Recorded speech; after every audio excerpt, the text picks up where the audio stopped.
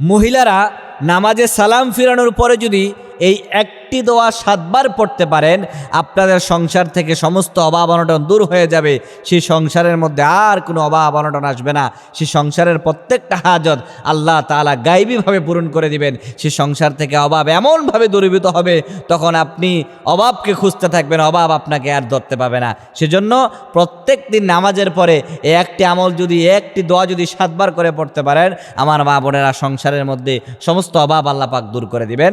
সেজন্য সংসার থেকে যদি অভাব অনটন দূর করতে চান, সংসার থেকে যদি সমস্ত বিপদ আপদ বালা মুসিবত দূর করতে চান, তাহলে একটি দোয়া নামাজের পরে সালাম ফিরানোর উপরে সঙ্গে সঙ্গে 7 বার এই দোয়াটি পড়বেন।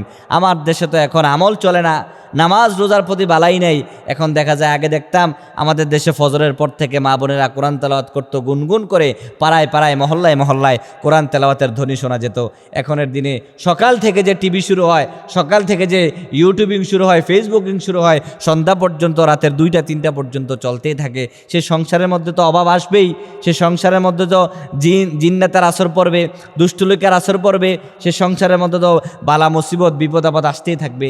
সেজন্য সংসারে যদি সুখ চান, সংসারে যদি অভাব অনটন দূর করতে চান, তাহলে নামাজের বিকল্প, কোরআন তেলাওয়াতের বিকল্প অন্য কোনো আমল নাই। সেজন্য প্রত্যেক দিন নামাজের পরে আমার মা বোনেরা এই একটি দোয়া 7 বার করে পড়বেন। এজন্য আমার মা বোনেরা সবসময় 5 ওয়াক্ত নামাজের পরে এই দোয়াটি 7 বার পড়বেন।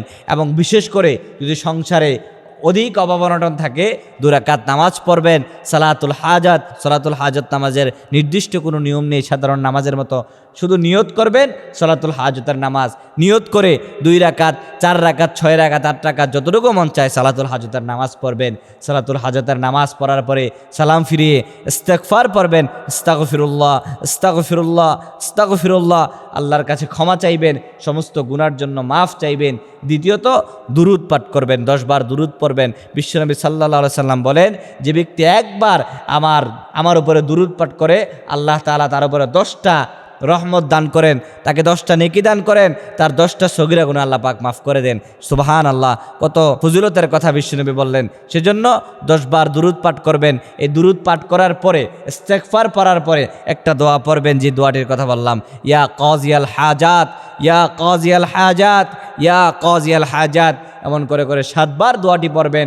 7 বার দোয়াটি পরে আল্লাহর কাছে মুনাজাত ধরে 2 ফোঁটা চোখের পানি ছেড়ে দিয়ে আল্লাহর কাছে সংসারের অভাবের কথা বলবেন, সংসারে বিপদের কথাগুলো বলবেন, ছেলে সন্তানের বিপদের কথাগুলো বলবেন। আল্লাহ পাক আপনার ডাক অবশ্যই শুনবেন।